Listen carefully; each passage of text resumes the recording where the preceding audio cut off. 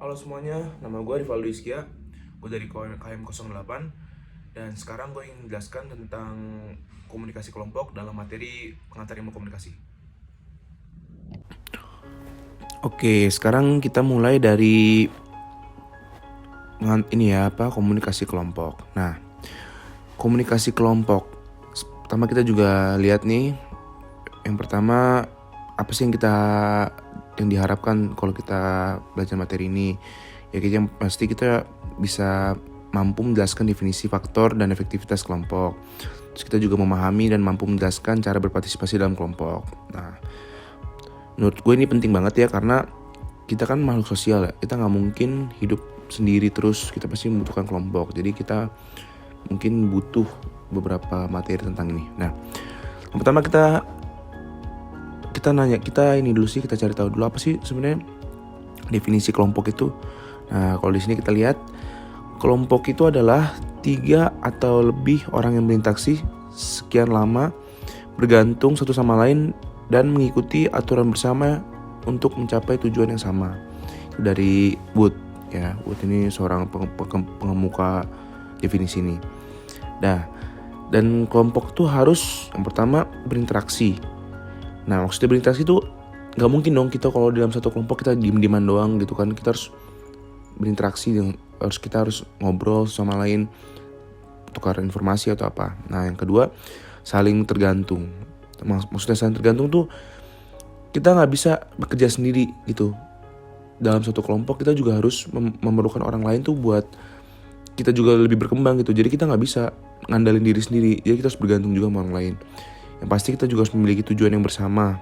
Yang ketiga, dan memiliki aturan bersama. Dan aturan tersebut pasti disepakati oleh bersama, oke? Nah, yang kedua tuh ada tim. Beda ya sama kelompok ya. Tim ini kalau gue singkat nih, tim tuh anggotanya memiliki sumber daya yang berbeda dan saling melengkapi dan memiliki rasa identitas yang bersama yang kuat. Jadi tim ini lebih condong ke identitas yang kuat ya. Contoh kayak kita tim sepak bola gitu. Nah, itu kan identitasnya kuat banget ya. Kayak satu tim sepak bola ini, satu tim ini, maksudnya perwakilan orangnya ini mewakili satu tim ini. Jadi kayak dia tuh emang benar-benar memiliki rasa identitas yang kuat gitu.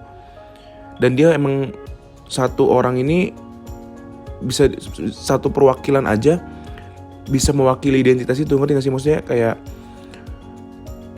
Cristiano Ronaldo, dan sekarang misalkan dia di klub Manchester United. Seorang Cristiano sendiri itu udah bisa menggambarkan Manchester United karena identitas yang kuat itu loh. Karena tim itu emang mengutamakan identitasnya gitu. Nah, kalau ditanya perbedaan kelompok dengan tim, kalau tim ini, kalau di sini kita lihat tim terdiri dari orang-orang yang membawa sumber daya yang berbeda dan khususnya untuk proyek bersama. Kayak seperti tadi kita ngelihat tim sepak bola, itu kan dia punya bagiannya masing-masing ya. Ada yang jadi back, ada yang jadi striker. Nah, itu sumber daya beda-beda. Tapi tujuan dia tuh sama, satu proyek, tujuannya satu piala gitu. Yaitu tim. Beda sama kelompok. Kalau kelompok mungkin lebih ke ya mungkin dia orangnya tuh sama. Misalkan dia tuh gak harus berbeda posisi atau apa. Jadi kalau kelompok ini sih lebih ke orang-orangnya ini, sumber dayanya tuh gak harus beda lah intinya. Bisa dari sumber daya yang sama gitu untuk mencapai tujuan sama. Kalau tim ini lebih spesifik, lebih berbeda. Yang kedua nih, tim mengembangkan rasa ketergantungan dan rasa identitas yang lebih kuat dibanding standar kelompok kebanyakan. Nah, yang tadi ya, yang gue bilang tadi, dia lebih kuat rasa identitasnya dan rasa ketergantungannya. Nah, komunikasi kelompok.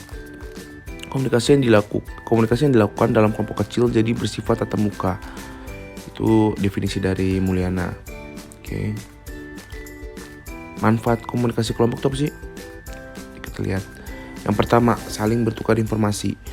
Yang pasti kita satu sama lain punya informasi yang berbeda ya. Jadi kita di situ tuh bertukar informasi biar mengisi satu sama lain. Yang kedua, menambah pengetahuan. Nah dari informasi itu kan kita bisa dapat pengetahuan juga ya. Kayak pengetahuan kita dan orang lain itu berbeda-beda. Jadi bisa kita ambil lah pengetahuan dari mereka, kita juga bisa nge-share pengetahuan kita. Nah yang ketiga memperteguh dan mengubah sikap dan perilaku. Dan dalam kelompok juga kita mementingkan sikap karena kita gak kerja sendiri. Kita harus bisa ngertiin orang lain, kita harus bisa kayak bersikap baik tuh gimana sih ke orang lain. Nah itu dalam kelompok tuh melatih kita dalam bersikap. Terus mengembangkan kesehatan mental.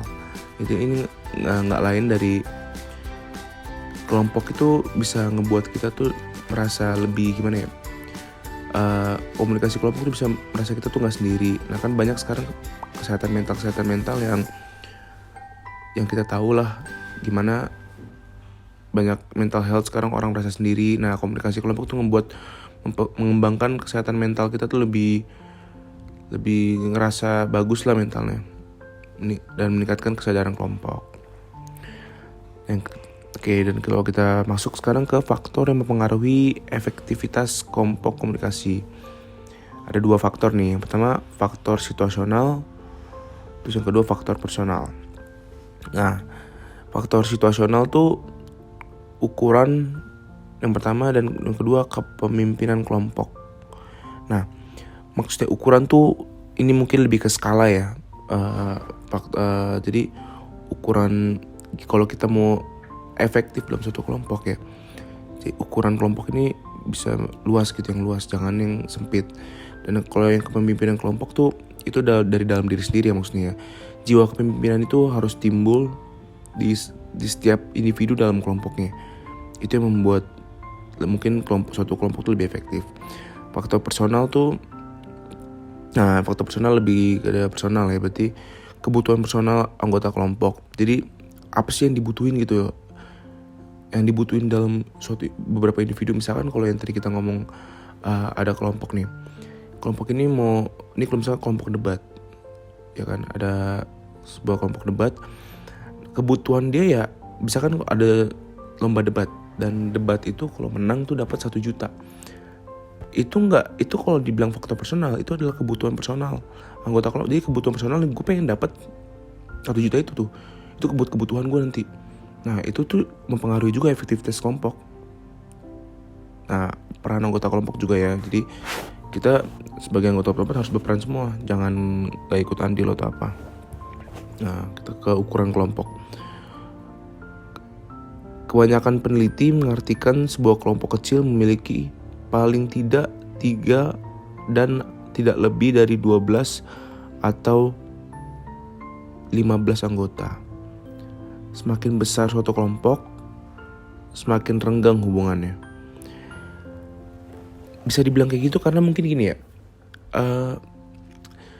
kalau kita dalam satu kelompok memiliki anggota yang lebih besar, kasarnya kita nggak mungkin dong bisa kenal satu sama lain, ya kan? Maksudnya mungkin karena cangkupannya luas, jadi teori ini berkata kayak semakin renggang itu kelompok. Ya emang benar, ya pasti. Karena kalau semakin kecil lingkupnya, pasti kita semakin dekat dan semakin sering ketemu. Jadi kalau ya luas, ya mungkin bakal sering jarang ketemu. Nah itu menurut gue jadi faktor utama, jarang ketemu, jarang interaksi, jadi agak mungkin lebih renggang lah.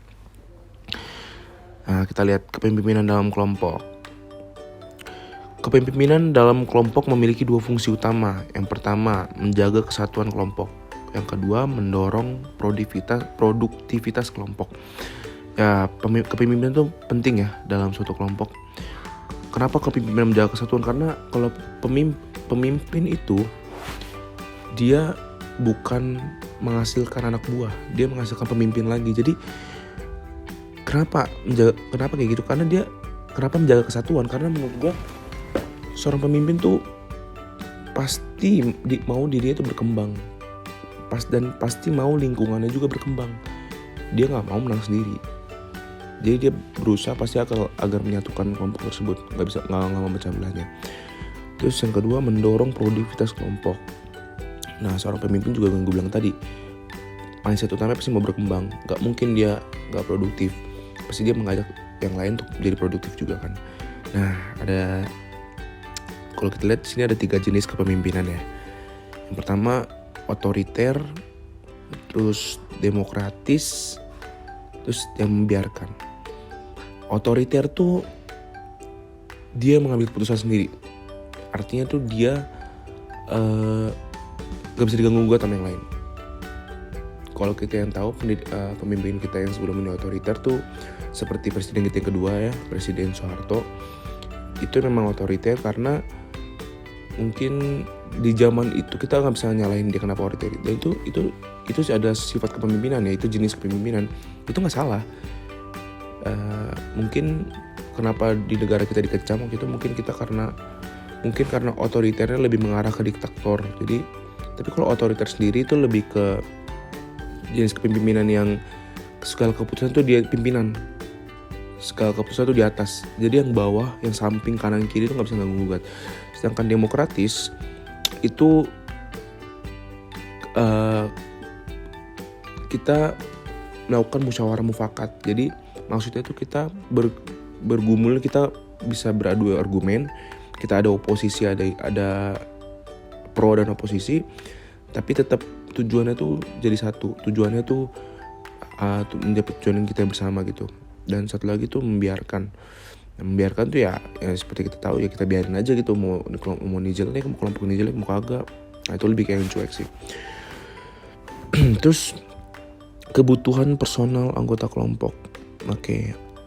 Orang bergabung dalam kelompok untuk mengejar kebutuhan individu dalam konteks sosial.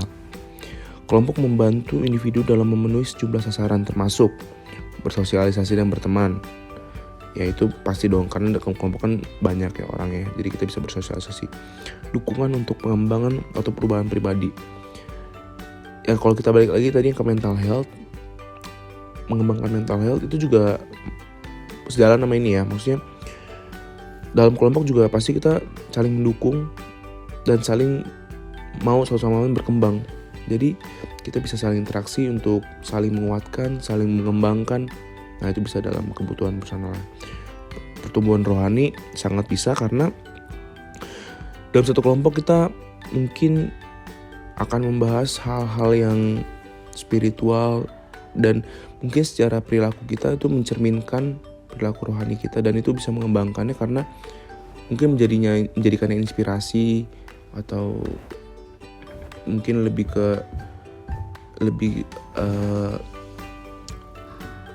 kayak mungkin lebih ke mana, toleransi antar beragama gitu kan. Itu kan bisa mengembangkan ini ya, pertumbuhan rohani. Dan keuntungan ekonomi yang pasti, kalau keuntungan ekonomi yang gue bilang tadi pasti tujuannya kelompok itu kan membuat relasi, dan relasi itu bisa membuat kita kayak misalkan berbisnis, itu kan bisa keuntungan komunikasi kita. Kayak misalkan HIPMI kan himpunan yang himpunan orang-orang muda yang menjadi pengusaha. Itu kan kalau kita ngeliat kelompoknya itu kan bisa menjadi relasi satu sama lain. Misalkan ini nggak punya apa, ini ngebantu. Nah itu pasti membuat keuntungan ekonomi ya. Terus peran anggota kelompok, oke, yang pertama tuh dari Ben Sheets ya. Peranan tugas yang pertama memperlancar pelaksanaan pekerjaan. Yang kedua menjaga keutuhan tim. Jadi peran itu ada 3, peran tugas, pemeliharaan, dan penganggup. Peran tugasnya ya dia memperlancar pelaksanaan pekerjaan ya. Kalau yang pemeliharaan yang menjaga keutuhan tim. Penganggup tuh menghalangi kelompok menyelesaikan tugas. Jadi intinya gini, penganggup tuh lebih ke dia tuh gimana ya, menghambat lah, dia tuh penghambat suatu tim. Dan itu emang itu adalah peran kelompok. Sedangkan penganggup ini pasti ada di setiap kelompok, nggak mungkin, walaupun emang kecil, maksudnya dia skalanya nggak gede gitu ya, tapi dia pasti mempunyai peran penganggup gitu. Nah, bisa kita baca ya contoh-contohnya. Terus kalau dilihat gimana sih cara berpartisipasi dalam kelompok. Terus yang pertama, berorientasilah pada kelompok. Kedua, pusatkan konflik pada masalahnya. Ketiga, bersikaplah tanpa prasangka secara kritis. Keempat, pastikan pemahaman. Oke. Nah, ini yang paling penting nih, materi pengayaan, groupthink. Groupthink, oke. Ditulis dalam buku karya Irving Janis tahun 1972, The Victim of Groupthink. Nah, kita baca definisinya. Groupthink tuh suatu cara pertimbangan yang digunakan anggota kelompok ketika keinginan mereka akan kesepakatan melampaui motivasi mereka untuk menilai semua rencana dan tindakan yang ada. Ya, oke. Jadi kita lihat nih, groupthink terjadi ketika sebuah kelompok tuh memiliki kemiripan antar anggota yang tinggi. Yang kedua, memiliki hubungan baik satu sama lain. Ketiga, gagal untuk menyadari sepenuhnya akan adanya pendapat yang berlawanan, menekan konflik hanya agar mereka dapat bergaul dengan baik, dan tidak secara sepenuh mempertimbangkan semua solusi yang ada. Ya, ini berarti fokus utamanya nih ya, groupthink terjadi karena ini, kemiripan ini, ya kan? Kalau mereka mirip, ya pasti mereka hubungannya baik satu sama lain. Udah mereka baik nih, udah hubungannya baik, terus mereka tuh nggak mau berlawanan. Itu jadi menurut gue spotlight utamanya nih di kemiripan ini. Kalau kita lihat nih gejalanya apa? Gejalanya itu penilaian berlebihan terhadap kelompok, ketutupan pikiran dan tekanan untuk mencapai keseragaman. Nah, ini penilaian berlebihan terhadap kelompok nih ya, ini hal yang tidak bagus juga ya, karena dapat menimbulkan perpecahan juga situ. Nah, apalagi ketutupan pikiran, sedangkan harusnya setiap individu dalam kelompok itu memiliki pikiran terbuka biar bisa dapat masukan, biar nggak stuck di satu masalah, di satu case. Contoh kasusnya nih, kita lihat ada kasusnya Jonestown adalah tempat yang dipakai oleh sekte People Temple, pimpinan seorang pendeta Nasrani asal Amerika Serikat. Nah, 18 November 78, 918 orang anggota melakukan bunuh diri dengan minum sehari anggur bercampur cyanida. Nah, kita lihat dia ngelakuin itu 918 orang, cobain. Setertutup itu loh. Ini adalah kasusnya groupthink ya. Dan kita lihat tadi tuh, saking tertutupnya, saking orang ini tuh nggak mau dengerin orang lain, dan dia menilai tuh kelompok dia tuh yang paling benar, udah gitu. Gak bisa dia kayak dengerin orang lain atau apa. Nah, saking kayak gitu ya, lihat tuh, dia ngelakuin bunuh diri massal. Bayangin, doktrinnya itu udah terikat. Nah, kita lihat contoh kasus lain juga tuh, Golkar dan Presiden Soeharto. Oke, kita tahu dong, Soeharto bertahta selama 32 tahun. Tahun 97 DPR MPR secara bulat satu suara dipimpin oleh Harmoko, dan Ketua MPR Golkar memilih Soeharto untuk masa jabatan ke-7 kalinya. Pada Mei 98, Harmoko dan beberapa perwakilan tokoh masyarakat meminta Soeharto mundur sebagai presiden. Padahal mereka sendiri yang satu suara gitu untuk memilih Soeharto, ya kan? Tapi mereka sendiri yang mundurin ya. Inilah salah satu kasus ketutupan pikiran gitu, yang hanya mau dipimpin oleh satu orang, nggak berani oleh dipimpin yang lain. Hal kayak gini nggak bisa terus-terusan ya di negara. Penggunaan teori untuk kasus lain. Nah, ini kasus perseteruan antara supporter sepak bola. Nah, itulah terlalu fanatik dalam sebuah grup itu kan nggak baik ya. Ini kan kasusnya terlalu dia terlalu membanggakan suatu klub gitu. Jadi klub lain tuh dianggap gimana gitu, dan akhirnya itu menjadi hidupnya gitu. Itu kurang baik ya, fanatisme itu kurang baik. Terus yang kedua, kasus bagaimana terbentuk sekte-sekte yang agama yang dianggap sesat. Nah, ini sekali lagi ketertutupan pikiran. Terus yang ketiga, kasus kehidupan geng atau gaya hidup isolasi komunitas-komunitas. Nah, kalau kita lihat juga di Bandung nih banyak komunitas-komunitas ya yang menutup dirinya, dan dia kerjaannya ya buat rusuh. Sebenarnya kurang bagus juga ya, karena kelompok ini kan mereka juga merasa tuh yang mereka headline itu kan kebersamaan gitu ya. Tapi menurut gue itulah yang salah dari sebuah identitas yang dianggap berlebih. Jadi mereka melakukan apapun gitu, bisa melakukan apapun demi hanya untuk kayak mempertahankan sebuah logo, mempertahankan sebuah komunitas. Nah, itu yang salah. Udah habis ya materinya.